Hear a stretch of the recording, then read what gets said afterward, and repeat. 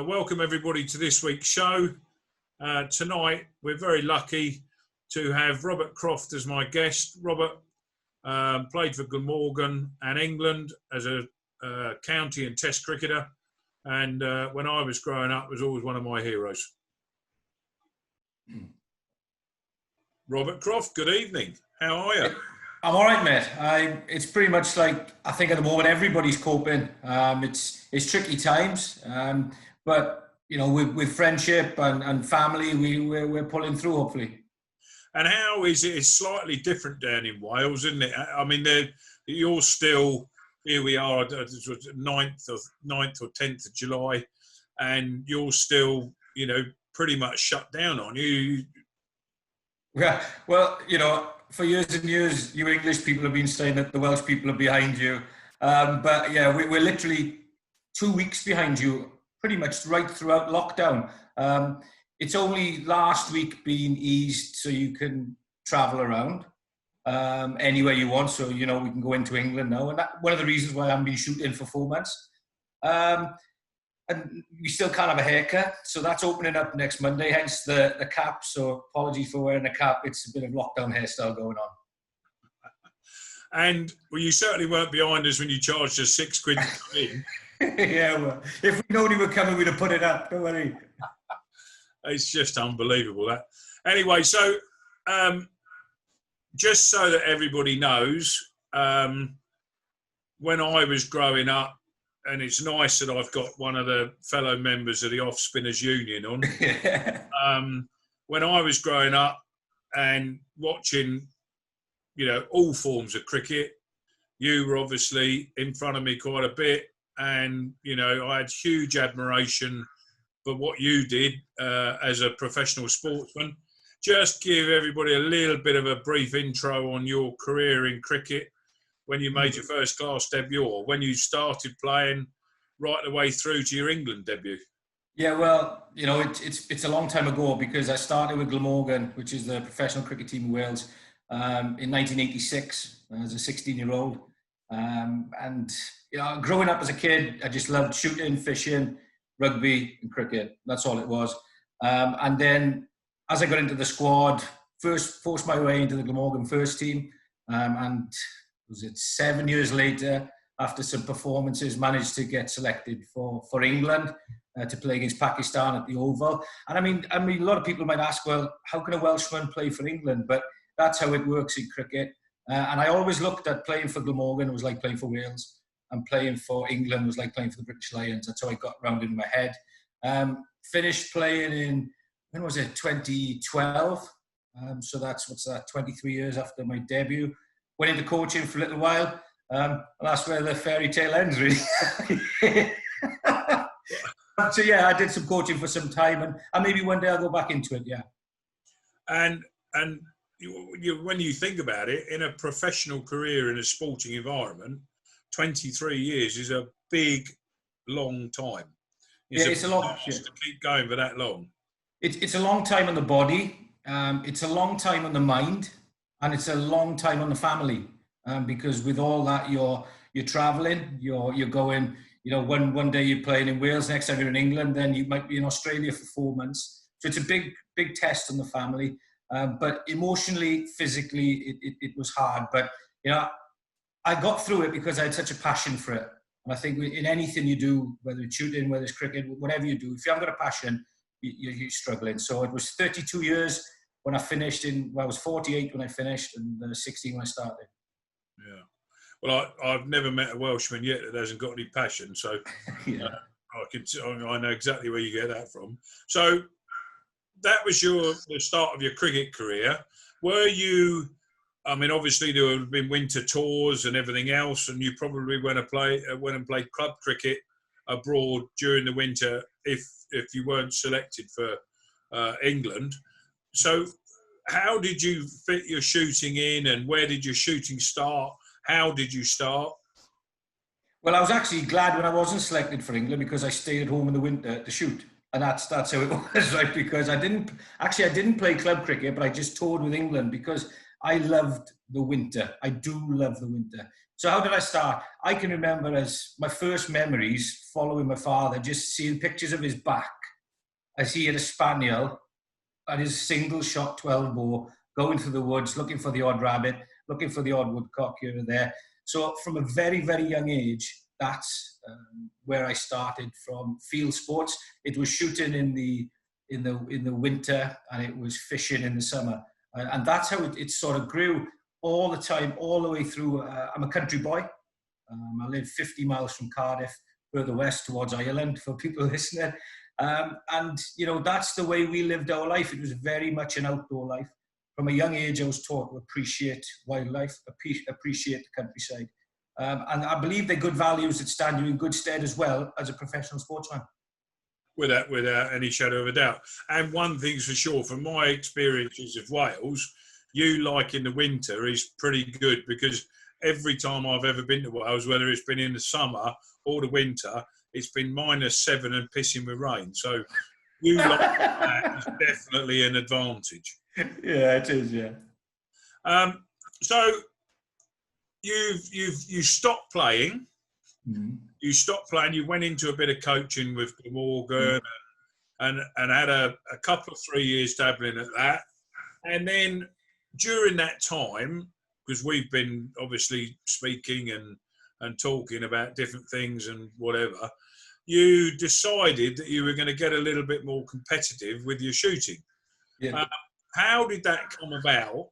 And when did the sort of competitive bug that you would have had from your professional career start to take over and think, I'd like to take this on a bit further? Yeah. Well, do you know, I haven't shot clays for about 4 years. That's all. I've been shooting clays for about 4 years or so. But everything I do, I'm competitive with. Even with my son, my daughter, anything we do from the garden, whatever it is, if they want to beat me, they've got to beat me. If you know, and that's how it is. So I started shooting clays because I'd finished with Glamorgan. It came to an end, and it was quite traumatic, I'll be honest with you, because, you know, when you've been affiliated to one environment for 32 years, you know, emotionally, it's a big smack in the guts when you leave. So I needed a bit of a distraction. I needed something to keep me really motivated in. And the minute I did it, whether it's eye-hand coordination, whatever you want to call it, you start seeing a few, I could always shoot the odd pheasant and stuff like that. But when you start putting yourself out on a limb again, when you start testing yourself, when you start being in front of people again, and you don't want to look an idiot, and then the competitive juices start flowing, and, you know, you think, well, you know, I really want to put a show on, I really want to shoot well so I don't look a mug. And then gradually the fire lights up inside of you, and people tell you, you can shoot a bit, you can, or whatever it is, not to your standard, obviously.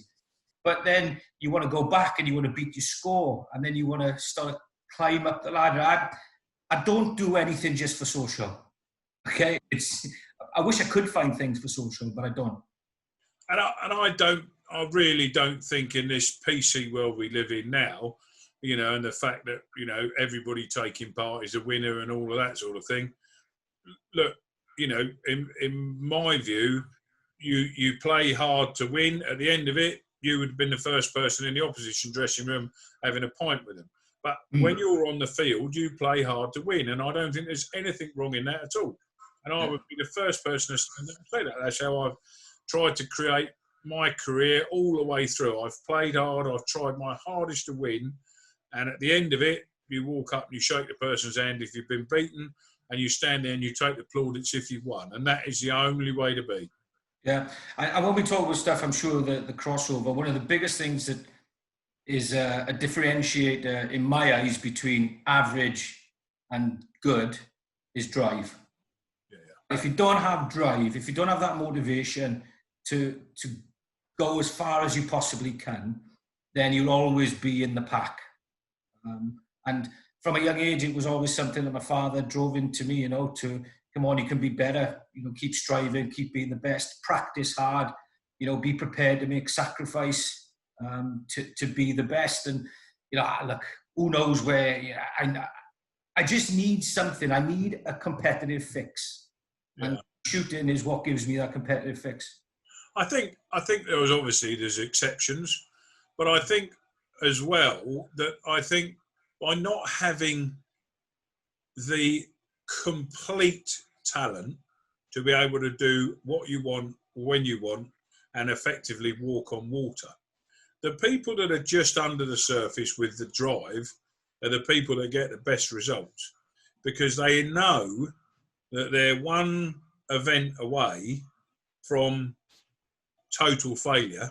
Yeah. And it's that fear of failure that drives them on, and the will to have to work to be able to get there. You look at, in your environment, in my view, all right, there was probably differences in attitude and everything else with KP.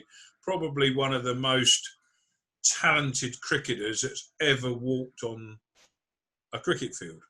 And yet off-field issues and the way he carried himself and the fact of he didn't necessarily want to do it all the time because he felt he could turn it off and on at any stage, probably led to the fact that he's not now being spoken about as another Bradman. Yeah, he was an amazing cricketer, and sometimes the personality of a performer masks what they truly were, and yes, some people take into account how KP has led his life. I've always got on really well with him, and I think people are allowed to be different. Quite often the geniuses of whatever they're involved with are slightly different people. He's a bit maverick. He'll shoot from the lip, as they say. He's not scared to say what he thinks, but he's also prepared to put himself out on a limb to back it up. I guess that's a question I wouldn't mind asking you, if you don't mind, is I expect you've had fear of failure, and you probably still continue to have fear of failure, or maybe, right? How do you cope with it? How did you cope with it through your career? I think for me, the fear of failure, certainly when I was, right in my prime, I think it becomes twofold, and I think there's two ways of dealing with it. I've always had a fear of failure, and I think that if you don't have a fear of failure, one, you don't get any nerves when you go out and compete, and two, the fear of failure drives you on to think, I'm only as good. I've always believed that I'm only as good as my last result, and I've tried to manage what I've done in the fact that although I say you're only as good as your last result, I've never really wanted to put everything into the side events, the 100 registered or the county championship there, or not belittling that at all. But once you get to a certain standard and you can win at an international level, then, if you're in the pub and you turn around to your mates and you say, I won the World Championship, they go, oh, fantastic achievement, how brilliant's that and everything else. And then 3 weeks later you come in, I won the British. Although it's as big an achievement, and probably at some stages there was more people entering the British than there was the World Championship, they go, well, hang on a minute, you won the Worlds last week. Surely you should win the British. Yeah. It's that understanding. So the fear of failure drove you on. I always get up in the morning and you look in the mirror and you think, have you still got it? But there's only one person that knows. And part of a fear of failure is being honest with yourself. And you could go out there and nick off batting, and it was never your fault.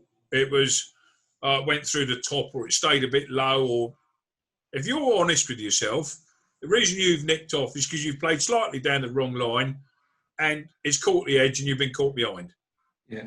You've got to try harder next time you go to bat to get it more in line and hit it in the middle of the bat so you don't nick off. Yeah.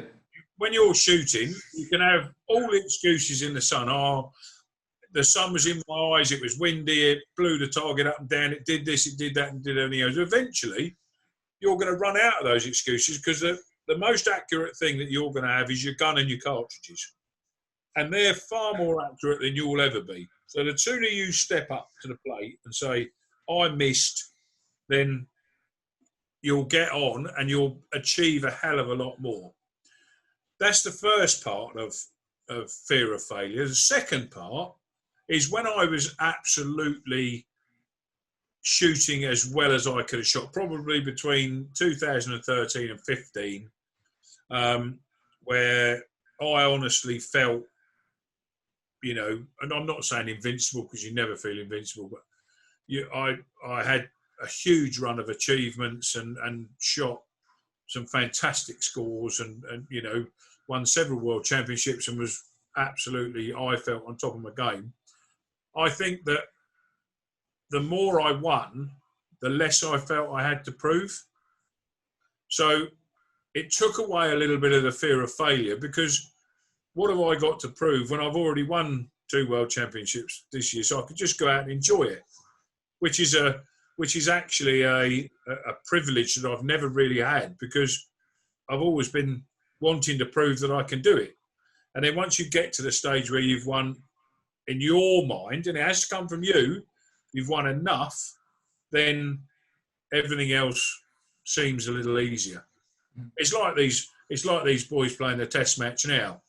You know, you look, they're all after that top fours, all after a big score. Yeah. And once they get a big score, then they say to themselves, I can do that. And then it becomes easier. Yeah, I think it's great. Is obviously the shooting people watching you. It's great to hear. Probably great to show you. I'm blowing smoke here, but your record speaks for itself. Is to know that you were scared of failing. Is because the assumption is that the greats in any sport is that they're not scared of failing. They're not scared of failing. They've got this ready brick shell around them that doesn't let fear in. They couldn't be further from the truth. And you remember that great Australian team for 20 years or whatever it was. I played against them in 97, 90, 99 and 2002. We were lucky to come second most of the time. Right? Yeah. We're that good. But it took one incident where we went in for a beer with them, where we actually realised they were human. You know, where we actually realised that just by chatting to them, they carried around the same baggage that we carried around. It was probably a case of, as you just mentioned there, because they'd won so much, they were playing with a free hand more often. And that's where I come to a point. I think there's a difference between confidence and belief. Okay, I think you can work on your confidence. I think you can try and build your confidence. But it really annoys me when people say you've got to believe you can do it. I don't think you can believe until you've actually done it. Until you've actually got across the line, then it's fair enough to believe. But you've got to get confidence first, hopefully perform, and then win or do well, and then you grow belief. But I think people can work on their confidence, but I don't think you can work on your belief. Absolutely. And the other thing that I would add to that is that when you're out competing, it's all very well having a belief, and it's all very well being confident. If you're technically inept, no matter how much belief you've got or how much confidence you've got, you ain't going to win it, because you're going to be let down somewhere with your technique. And so once you've got the basics, which I always say, if you've got the basics in place and you are prepared to go out with a sound technique and work on your beliefs and get confidence because of it, the world's your oyster. But you can't do 2 if you've got the 3rd one missing. Yeah, I think with for me, when I think back, how did I help build my confidence? And there were 2 things I think it's 2, I may bounce into a 3rd along the way, but it was preparation and routine. Those are the things that I felt that if I got them right, then I was going into the game in the best place possible to perform as well as I could. However, I know that if I cut corners, if I'd not read up on the opposition, if I hadn't checked that my bowling technique was sound, that I was in good rhythm, my timing was good, my positioning was good, I was tactically and technically aware. And then if I went into it without knowing what my routine was for each ball, etc., then I knew I was going in pretty not quite as confident as I should be. And that's where I think people can work on your confidence. But when people throw away, you've got to believe to do it, that's absolute nonsense in my book. Yeah, no, I totally agree. But I mean, so you've just touched on a couple of 3 points there. Yeah. So you've played sport now at the highest level in cricket that you can get to. And last year, you represented Wales in the home internationals, which is a fantastic achievement, having been shooting for 4 years. Whatever you like to think or whatever, to represent your country in any sport, be it tiddlywinks or conkers, is a fantastic achievement because you're the best, representing the best that there is. So, having played sport now at the highest level in 2 different disciplines, what do you think are the similarities between the 2 sports? Well, do you know, I was thinking to myself here, if I'll read a few out, right, and then we can jump on. We've already touched on some of them along the way. I'll read them out, okay? Desire, work ethic, sacrifice, motivation, fight, critical moment control. That's a big one. Critical moment control. When you need to hit that last clay, and that's something I'd like to talk to you about. Passion, resilience, and then we go into the other stuff. Sound technique, alignment. That is so. It starts from the feet up, as we know. The ability to read line, length, pace, all that sort of thing. And the other one was the ability to switch on and switch off. And I just mentioned about the ability to switch on and switch off. We were playing against South Africa in 1998 at Old Trafford. And on the last day, we were something like about 500 runs behind, right, going nowhere fast. I think we were 3 or 4 down in the morning. And just as we were warming up, Duncan Fletcher, who was the head coach at the time, said, "Boys, we've got to see your blue blood today. We've got to see your blue blood." And his attitude was, "We need to see your fight." Anyway, we thought, well, look, we're going to get bowled out. They've got the likes of Alan Donald, the fastest bowler I've never seen, right? He's playing, okay. They've got Mackay and Tini. They've got Hansi Cronje, the late Hansi Cronje, John T. Rhodes, Mark Boucher, Jack Callis, Lance Klusener, right? And it was flying, right? It was kicking off on the field. The closest I've ever thought there was going to be an all-inner on a cricket field. So we thought we were going to get bowled out just after lunch. Anyway, just before we were 7, I think it was 6 or 7 down, and I'm going into bat just before lunch. And actually, I went out to bat. There was no pressure on me to go to bat because we were expected to lose. Anyway, the afternoon slowly wore on, and we managed to put up a rear guard.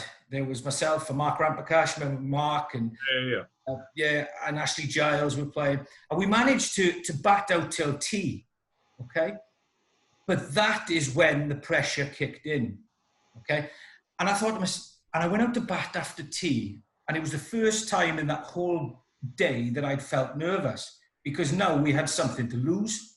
We'd fought ourselves into a position, and I felt myself, how am I going to keep this concentration going? Because the first 3 hours of concentration weren't that hard because it was almost like I had nothing to lose.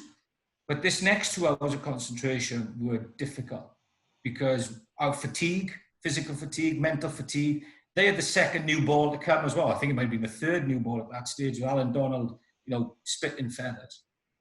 And I promise you this, the only way I could do it was switching on and switching off.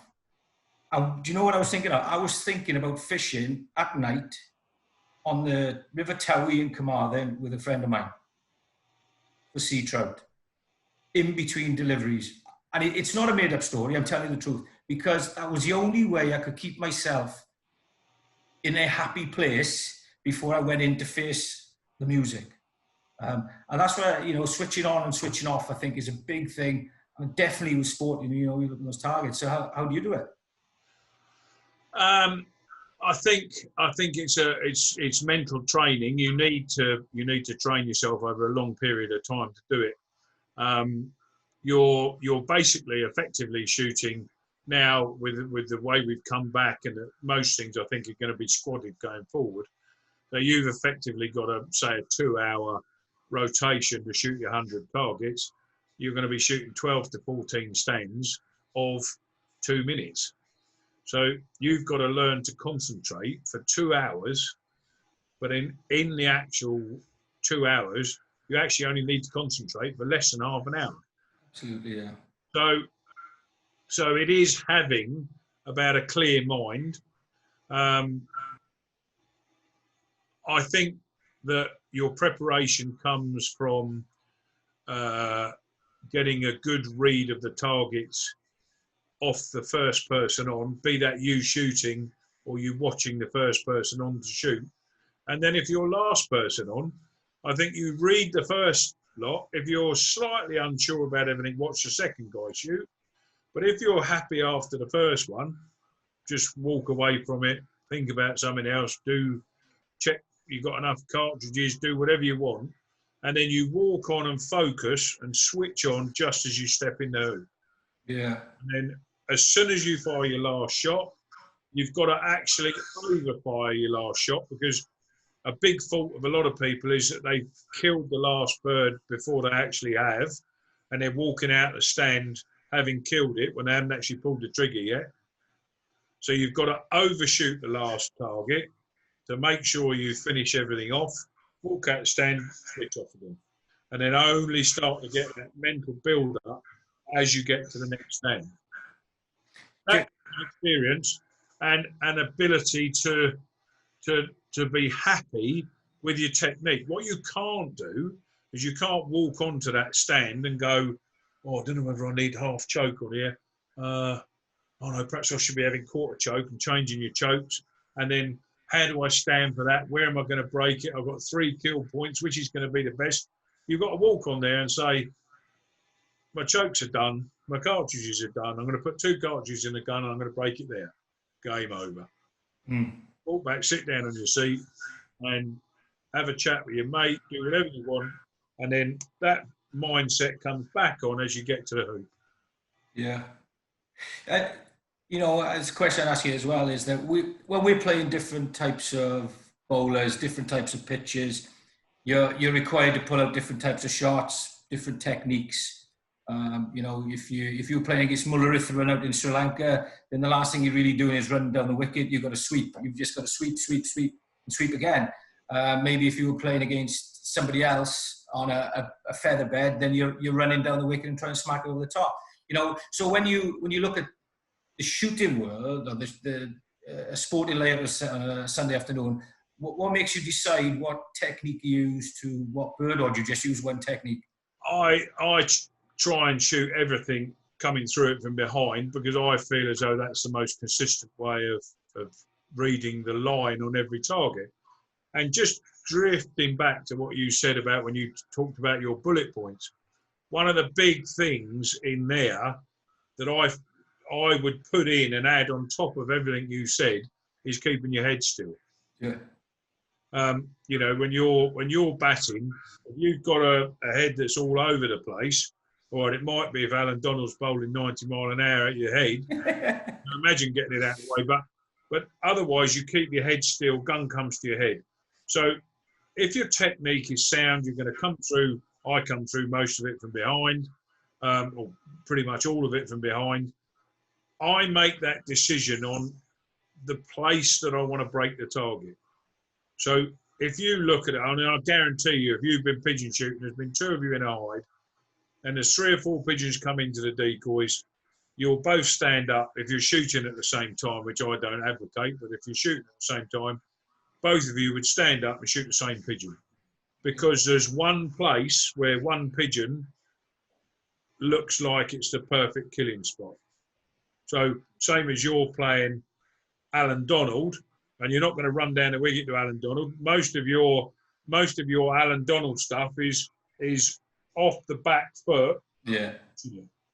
So you know that when you've got a clay, if it's left to right quartering bird and it's edge on to start with, but 30 yards further out, it's not any further away because it's quartering across you and it shows full back, then that's the easiest point to shoot it. So then my technical thoughts go to, that's my kill point, that's where I'm going to break it. And then you take everything else apart of the flight of the target out of the ballpark. Yeah.